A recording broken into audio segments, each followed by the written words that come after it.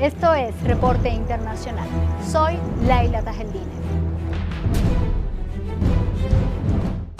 Si buscas información sobre la pobreza mundial, no tardarán los grandes poderes mediáticos y sus ONGs en darte pretextos de que en nada se acercan a las causas reales que generan la pobreza mundial. Ellos, sin embargo, alegan que la pobreza se debe a los conflictos bélicos, cambio climático, carencia médica, falta de educación y servicios públicos, entre otros. Para el historiador alemán Karl von Clausewitz, que es uno de los teóricos de la ciencia militar más reconocidos, escribió que la guerra no es un fenómeno independiente, sino la continuación de la política, pero por otros medios. ¿Y cuál es esa política? Pues el control de los territorios y sus recursos. Así como el cambio climático responde al sistema de producción mundial, también la pobreza, que se replica en la falta de servicios, salud, educación, entre otros. ¿No es acaso el sistema económico y político los que determinan el modo de vida de las poblaciones? La Oxfam ha sido una de las organizaciones que más estadísticas ha proporcionado al respecto. De acuerdo a sus estudios, la pandemia y la crisis que padece la humanidad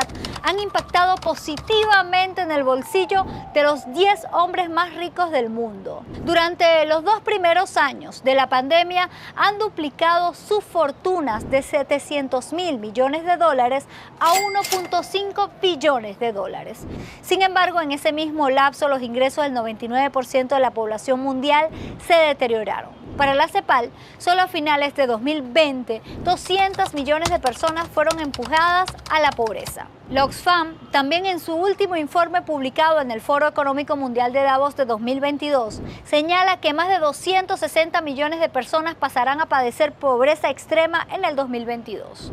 Ello podría aumentar la cifra de muertes diarias ya registrada, pues, según los cálculos de la organización, 21.000 seres humanos mueren todos los días a causa de la falta de acceso a servicios de salud, el hambre y la crisis climática. Pero, ¿qué ha hecho el poder mundial frente a esta realidad? Los bancos centrales de las grandes economías han inyectado billones de dólares en los mercados financieros, dinero que acaba en los bolsillos de los multimillonarios, una lógica que se ha mantenido por muchísimos años. En Estados Unidos existe una inflación desde antes del conflicto en Ucrania y que viene impactando la vida de esa población. La misma ha llegado al 9%. La tasa de inflación de Estados Unidos fue la más alta desde 1981. Entre los aumentos más significativos están el de la gasolina, que subió un 48%, así como los alimentos y medicamentos. Como respuesta a ello, en el mes de marzo en Estados Unidos se abrió un camino agresivo para controlar esa inflación. Por ello se ha planteado el aumento de tasas de interés en los bancos para que los pague el pueblo. Harán que los salarios queden por debajo de la inflación y que las familias sigan agotando sus ahorros. Y por supuesto, las demandas de los consumidores con esto caerán. El pueblo de Europa también padece la inflación agravada por sus erróneas decisiones con respecto a Rusia. Dicha tasa inflacionaria se asimila a la de Estados Unidos, llegando a 7.50% y en España 9.8%.